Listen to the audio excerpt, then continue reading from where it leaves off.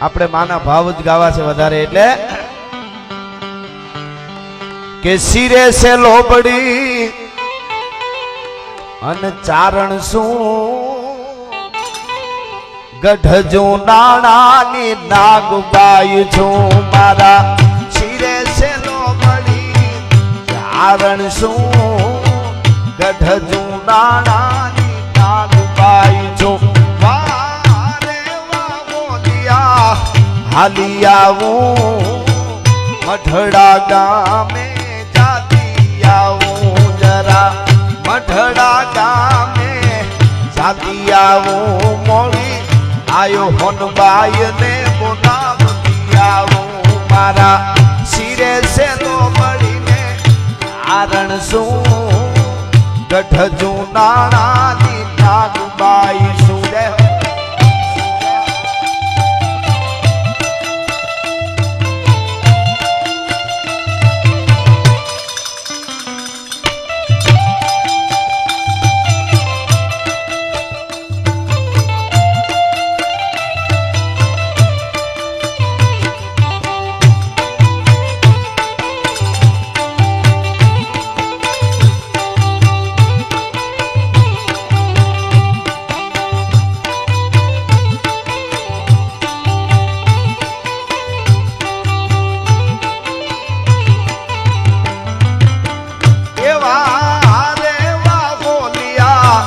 હાલી આવું ગીર પાટરામાં જાતી આવું જરા ગીર પાટરામાં જાતી આવું મોડી આયુ પીઠળ ને બોલાવતી આવું મારા શિરે છે લોબડી કારણ શું ગઢજો નાણાની નાગબાઈ શું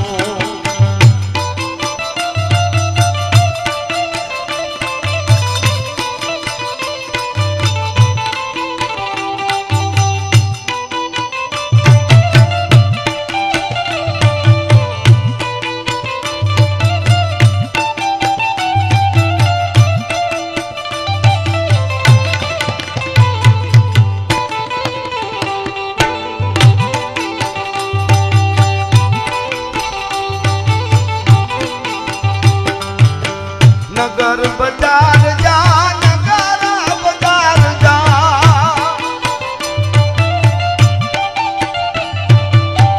मारू तू तारम के मोय चढ़ी मेला बोले हजार आवरे हलीसा बेन नगर बाजार आवरे हलीसा बेन नगर बाजार इनका लाठा लाठा करना नामनी रे धन धन बावलियाली थामनी धन धन बावलियाली थामनी नगा लाठा लाठा करना नामनी रे धन धन बावलियाली थामनी रे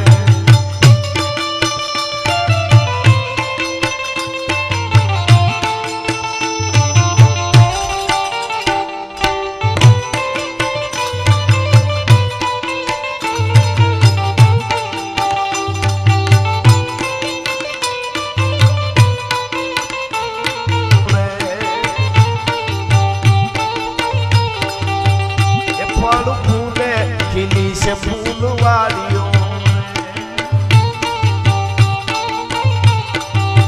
ये ठाकर पानी रे रे सयने दारियों रे धन धन ठाकर तोला दाम ने रे नगा लाखा ना ठाकर ना नाम ने रे धन धन बावलियाली दाम ने रे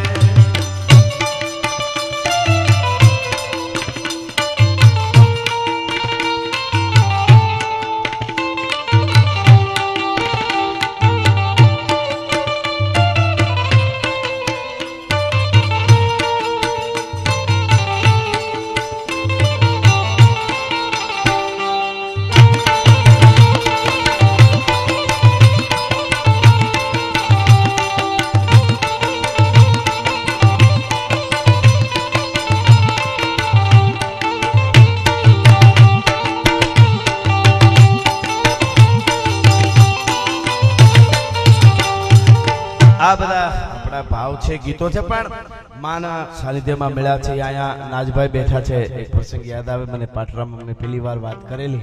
શ્રદ્ધા હોય ત્યારે આ બધી વાતો સમજાય. પછી ઠાકર હોય તો ભલે અને માતાજી હોય તોય ભલે. જેને વિશ્વાસ છે, જેને શ્રદ્ધા છે, એના માટે હજી પણ આવે છે કાયમના માટે. પણ ભગવતીમાં પીઠળ અને હજી જાજા વર્ષો નથી થયા એમના દાદીમાં નાજભાઈના અને દેવલમાં એ વખતનો પ્રસંગ છે. અને હજી ત્યાં મને માણુભાઈએ વાત કરી, ત્યાં માતાજીનું માંડલું જે છે લાકડાનું એ એક બાજુ પડ્યું છે. પ્રતિષ્ઠા થઈ ગઈ લાકડી વાળી માતાજીની, પણ માંડલું હજી ત્યાં પડ્યું છે. એ વખતે નનાવાનો ને પછી બીજા આજુબાજુના ઘણા બધા નેહમાં માલધારી તો આપને બધાને ખબર છે, જ્યાં ખડબોળા હોય ત્યાં એ બાજુ પછી એનું નેહડું લઈને વયા જાય. ત્યાં 3 મહિના આમ હોય તો 4 મહિના આમ હોય, એ રીતે ફરવાનું થાય. અને તેથી ભાર જે કઈ સામાન છે એ પાડા ઉપર વધારે નાખી અને જાય બધો. તો એ સામાન એક નેહડેથી બીજે નેહડે હારતા હતા. હજી વરસ જાજા નથી ત્યાં, માંડલું હજી પડ્યું. દર્શન કરજો જાવ તો પાટરામાં. અને એમાં એમને એમ થયું કે આ માતા આપણો બધો સામાન છે એ બધો પેલા પુગાડી દઈએ, એ વખતે પાડા ને હાંડિયા ને બધું. અને પછી છેલ્લે માતાજીનું માંડલું છે, એ માંડલું માતાજીના ફળા હતું, એ છેલ્લે પાડા ઉપર નાખી અને હું લઈ આવીશ. પેલા સામાન બધો સામે નેહડે પુગાડી દઉં. અને બધું પુગાડી દીધું. અને પછી પાડા ને દોરી અને પાછા આવતા હતા. એ પાછા જ્યાં આવતા હતા એમના દાદા, અને એમાં વૈયાવે હાથમાં પાડો દોરી અને ધીરે ધીરે હલાવે. ગમણા નેહડું આવે, માંડલું હવે રહ્યું માતાજીનું, બીજું તો બધું સામે નેહડે પુગાડાઈ ગયો. અને આમ જ્યાં ઓશિતાની નજર પડી એટલે ધપ ધપ ધપ ધરતી થતી આવે. હાવજનું ગળું હા હા હા એમ ગળું ગાજતું આવે. એમ થયું કે ઘર છે, હાવજ લાગે ક્યાંક. હાથમાં પાડાની નાકોરની દોરી હતી. અને આમ જ્યાં નજર પડીને મિત્રો હકીકત વાત છે, બુદ્ધિને એક બાજુ મૂકો ત્યારે આ બધી વાતો સમજાય. આમ ઓશિતાની જ્યાં નજર પડીને ચારણની, તા તો પાડો દોરીને પોતે આવતો હતો, સામે ડાલા મથો હાવજ, અને હાવજની પીઠ માથે માતાજીનું માંડલું અને ફળા આવતા હતા. હાવજ લઈને આવતો હતો. ભલા માણસ, એને ખબર પડી કે તું મને મૂકીને વયો જા, તારો સામાન બધો ફુગાડીને પછી મને જો લેવા માટે આવતો હો તો મારા બેહવા માટે સિંહ છે. અને ભગવતીના માંડલું નહીં ફળા, હજી માંડલું છે પાટરામાં. એમાં જે ફળા હતા એ હાવજની પીઠ માથે, ને હાવજ ધીરો ધીરો ડાલા મથો વયો આવે. ડાલા મથો નો દહ હથો મોઢે જબરી મૂછ, પોણા 2 હાથનું પૂછ હાથો વકરેલ વનનો રાજા. અને આમ ઘડીક વાર એમ થઈ ગયું કે આ બધું શું છે? હે માં, હે ભગવતી, હે પીઠળ, એમ કરી અને આંખ બંધ થઈ ગઈ, કાંઈ જોઈ ન હગ્યા. અને આમ જે આંખ ખુલી ત્યાં માંડલું નીચે પડ્યું હતું. અને હાવજ નહોતો. પછી પાડા ઉપર લઈ અને વૈયા આવ્યા. આ ભગવતી પીઠળ છે, આ ભગવતી છે, આ જોગમાયા છે. એટલે ધાબળી વાળી અને જોત જોરાળી, આપણી લાજની રાખણ હાર હોયાની ધીડલી પીઠળ. અને 9 લાખ ઘોડે ચડ્યો નવગણ પ્રબળ ચારણ, પહોંચ્યા વરમંડ બોદર ધાર વરવડી. ઈ ભગવતી આખો પ્રસંગ તો તમે જાણીતો છે, તમે બધાએ સાંભળ્યો છે. પણ આયમાની આ વાત માં પીઠળની હું ઘણીવાર કરું છું. અને નવઘણ જ્યારે વરુડીમાંના નેહડે આવ્યો ને વારણા લીધા અને જમાડ્યા કુલડીમાં ને દરિયામાં કેળો થઈ જાય, આ બધો પ્રસંગ આપ જાણીતો છે. પણ ત્યારે હાલતું થવાની પાછી તૈયારી થઈ નવઘણ ને કે જા નવઘણ, તારા જપડાને નાખજે. અને દરિયામાં સમંદરમાં કેળો થઈ જાય. આકડો જે ઘૂઘવાટા કરે છે ને એમાં કે હા માં, ઈ તો મને વિશ્વાસ છે, પણ નવઘણ ને કઈક અકળામણ હોય એવું હજી દેખાણું. એટલે કીધું કે કઈક હજી ચિંતામાં હોય એવું લાગે છે. આ માતાજી ભેળે હોય એને કઈ ચિંતા કરવાની ન હોય કે માં દરિયામાં તો કેળો થઈ જાય. પણ સામે કાંઠે ગયા ભેગો પઠો પીર જે છે, એ પઠા પીર છે ને, ઈ કોઈ પણ એને વંશ કરેલો છે સુમરાએ. કોઈ પણ અમીર હુમરાની દુશ્મનાવટ લઈ અને સિંધના ચારે બાજુ ખૂણેથી કોઈ પણ એના રાજમાં પ્રવેશ કરે, પગ મૂકે એટલે બાળીને ભસ્મ કરી દે. ઈ પઠો પીર એનું શું કરવું? અને ત્યારે માં વરુડીએ કીધું તું એના માટે આજી કાંઠે જવું પડે. માં પીઠળ છે, 9 બેનું છે, કાકા બાપાની 9 દીકરીઓ છે બેનું, ચારણ જગદંબાઓ. અને એમાં પીઠળ હશે અને પીઠળમાંના પગમાં પડી જાય છે એટલે તારા બધાય દુઃખ ભાંગી જાય. અને પઠા પીરની તાકાત નથી કે તને કાંઈ તારું રૂવાડું ખાંડું તારો વાળ વાંકો કરી શકે. જા. અને ટૂંકમાં વાત કરું તો એ નવગણ ને ઘોડલા આખા રચાલો બધા આવે છે. પણ જ્યારે ઇથે નીકળવાની તૈયારી કરી કે માં તમે એમ કહો છો, નવગણ કે છે કે કાકા દાદાની 9 બેનો છે, તો એ 9 બેનમાંથી 2-5 દીકરીઓ પાણી ભરીને આવતી હોય, તમે કહો છો તો એમાં મને ખબર કેમ પડે કે આમાં પીઠળ કોણ છે? હું ત્યાં જઈને પૂછું ને એવું મારે નથી કરવું, તમે જ ઓળખાણ આપી દો. અને તેથી વરુડીમાં કીધેલું વર્ષો પહેલાનો દુહો, વરુડીમાં કીધું કે હું પીઠળની તને ઓળખાણ આપું કે હાથ કચોળો સર ઘડો અને એને ઉપર આંબાની ડાળ, પણ આજી કાંઠે ગંગ વહતી એ મારી પીઠળ પાણીની હાર, પણ આજી કાંઠે ગંગ વહતી. અરે મારી પીઠળ પાણીની હાર. હે નવખાણ તું જા, ઈ આજી નદીમાંથી પાણી ભરીને દીકરીઓ આવતી હોય એમાંથી હાથ કચોળો, એને ખબર પડી ગઈ છે સુમરાનો અધ્રમ વધી ગયો છે, આમ આટીયું નાખતી આવતી છે ઓઢણાની. હાથ કચોળો સર ઘડો, માથે પાણીનું બેડું હોય છે, ઘડો હોય છે, અને એક વેત માથાથી ઊંચું બેડું આવતું હોય છે, અને ઉપર આંબાની ડાળ હાલી આવતી છે સાયો કરતી કરતી. એ આજી કાંઠે ગંગ વહતી માં પીઠળ પાણીની હારી. ઈ પીઠળ લાકડી વાળી હોય છે, 12-13 વર્ષની ઉંમર છે. ટૂંકમાં નવગણ આવ્યો ને એનું દ્રશ્ય જોઈને પગમાં પડી ગયો અને કીધું કે માં, મારી બેનને સિંધમાં સુમરે કેદ કરી છે, ફરી જાવ તો વાર લાગે પણ હાકડામાં કેળો થઈ જાય. તો કીધું પણ પઠો પીર. અને તેથી ભેળિયો હતો, ધાબળી હતી, એ હાથમાં દઈને માં પીઠળે કીધું તું નવગાણ પઠો પીર તને નુકસાન પુગાડે, પઠો પીર તને હેરાન કરે. એ વાત તો પછી, પણ આ ધાબળી તારી પાસે ભાળે અને પઠો પીર તને હમીર હુમરા હમું લડવા માટે, પઠો પીર તને તરવાર દેવા માટે આવે તો માનજે કે આ પીઠળ લાકડી વાળી બોલી છે, હોયાની પીઠળ બોલી છે. જા, તને વચન આપું છું સાહેબ. અને એ નવગણને ધાબળી હારે ની દરિયો પાર કર્યો ને ખંભે ધાબળી જોઈ આમ તરવાર પકડીને પઠો પીર આવ્યો. પીઠળના સોરું કે હા, કે હું એના આધારે જ આવડો મોટો ઠૂઠ થઈને ફરું છું, હવે તારી ફોજનું તારું રૂવાડું ખાંડું ન થાય. કહેવાનો મારો અર્થ એ છે, આ શ્રદ્ધાની બધી વાતો છે. અને અહીંયા કેટલાય માતાઓ બહેનો બેઠા છે, વૃદ્ધ માજી છે, ડોહીમાં અહીં બેઠા છે.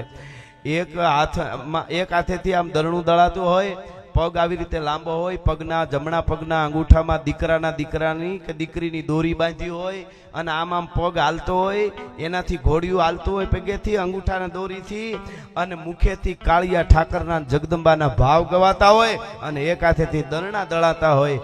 અને ન્યા જન્મે ને ઈ રોટલા ઘડી ઘડીને મહેમાનને ખવડાવે, ન્યા જન્મે ને ન્યા પીઠળને આવવું પડે, આવડને આવવું પડે, ખોડિયારને આવવું પડે. કારણ કે એને પરંપરાને જાળવી છે કાયમના માટે. પરંપરા જાળવવી બહુ અઘરી છે. ઓલી બહુ સરસ એક વાત છે કે એક યુવાન હતો, એમણે દ્વારકાની કંઈક માનતા હશે, દ્વારકાની માનતા હશે, એટલે હાલીને જવું હતું દ્વારકા. એટલે એની માને કીધું કે માં, સવારમાં છે ને મારે વહેલું નીકળી જવાનું છે, એટલે રાતે બધા થેપલા બેપલાનો ડબરો ને એવું ભરી દેજો, એટલે હાલીને જવાનું છે. તો કેળામાં ભાતા ભેળા હોય તો કાંઈ ઉપાધિ નહીં, ખૂટી જાય પછી જૂની થોડી વાત છે, પછીની વાત પછી છે. અને તેદી ડોહીમાએ કીધું કે તારે ભેળા ભાતા બાંધવાના ન હોય, કે કાં કે તારા બાપનું એવડું મોટું નામ છે. અને ડોહીમાએ કે મેં એટલા રોટલા ઘડીને મહેમાનોને ખવડાવ્યા છે, દેશ વિદેશના મહેમાનોને. તારા માટે ભાતા તો ગામડે ગામડે તૈયાર હશે, ખાલી તારા બાપનું નામ દેજે કે આનો દીકરો છું, એટલે તારે ભેળા ભાતા બાંધવાના ન હોય. એ આપણી પરંપરા છે. અને એવી પરંપરાને લઈ અને બધાય કલાકારો અહીંયા આવ્યા છે. માના સાનિધ્યમાં અમે ગુણગાન ગાવા માટે આવ્યા છે. વાતો કરવા બેહી તો કલાકો સુધી ઘણી બધી વાતો છે. કાયમના માટે વાતો, ગીતો, ભાવ અમે ગાયા છે, અમે વાતો કરી છે. પણ છેલ્લે બધાયને અન્યાય ન થાય એટલા માટે રામબાળાને લડાવતા ગીગા બારોટનું સપાખરું કહી અને પછી હું પાછો ભાઈને દોર હોપું છું. એટલે કુંવર અંજનીનો કોપીઓ ને એને રોળ્યું રાવણનું રાજ, એમ અમરેલી ઉપર આજ ધાનાણી રામો ધખ્યો ભાઈ.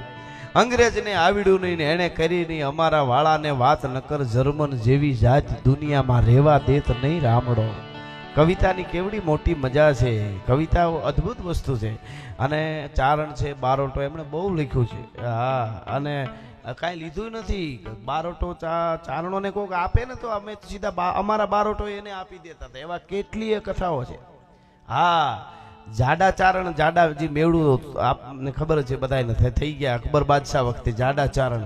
અને એમના મિત્ર જગમાલ હતા, મહારાણા પ્રતાપના ભાઈ જગમાલ, એમના એ મિત્ર હતા. અને એમાં એને એ પછી ખીજાઈને જુદા વહી ગયા જગમાલ, અને એમની હારે આ એમના મિત્ર ને પછી રહીમ ખાન ને મળ્યા. અને રહીમ ખાનાને મળ્યા આની પાસે કાંઈ નહોતું, ચિત્તોડને છોડી દીધું જગમાલે, એની પાસે કાંઈ નહોતું. એટલે એને જાડાજીને મોકલ્યા અને દિલ્હી અને રહીમ ખાનાને મળ્યા અને એને જાડાજી ચારણે દુહો કીધો કે ખાન ખાના નવાબ રે ખાંડે આગ ખરંત. હે નવાબ ખાન ખાના એટલે કોણ? રહીમ ખાન ખાના, અબ્દુલ રહીમ ખાન ખાના. ખાન ખાના નવાબ રે દાતાર માણસ હતો બહુ. ખાંડે આગ જરંત કે પાણી વાળા પર જળે અને તૃણ જેવા ઉગરંત. જે તરણા જેવા છે ને ઈ નો બળે અને પાણી વાળા હોય ઈ બળી જાય. આની આગ એવી છે. એટલે પાણી વાળા એટલે પાણી વાળા હોય ઈ કાયમ આવી જાય, તરણા જેવા તો ક્યાંય હતાઈ જાય, ઈ કઈ ઝપટમાં ન આવે. હા, ખાન ખાના આ દુઓ કીધો અને મોજના તોરા છૂટી ગયા. કવિરાજ માગી લ્યો, જાડાજી ચારણ માગી લ્યો. અને તેથી એને કીધું કે મારે કઈ જોતું નથી, તમારે દેવું હોય તો જહાજપુર નામનું જે ગામ છે ને એ આમને જગમાલને આપી દો, આ સિસોદિયા જગમાલને આપી દો. અને એને અકબર બાદશાહને કહી અને જાડાજી ચારણે ઈ જહાજપુર ગામ છે ઈ સિસોદિયા મહારાણા પ્રતાપના ભાઈ જગમાલને અપાવ્યું હતું. કાંઈ નહોતું લીધું, સીધું ડાયરેક્ટ આપી દીધું. આપી દીધું એટલું નહીં, પણ ઈ એને કાંઈ ન લીધું. કીધું તમારા માટે તો મારે કાંઈ નહીં, આમને જહાજપુર આપો. એ આપી દીધું. ત્યારે રહીમ ખાન ખાને જાડાજી ચારણ માટે દુહો કીધેલો, ધર જડી જડા અંબર અને જડા ચારણ જા, જડા ચારણ નામ, જડા નામ અલાહરા ને અવર જડા ન કોઈ. એમ કહેવાનો મારો અર્થ એ છે કે ઈ જાડા ચારણ એમની હારે માલદેવની હારે પાછા યુદ્ધના મેદાનમાં કાયમ આવ્યા, કવિતા બોલી અને ગામ પણ જીતી દીધું.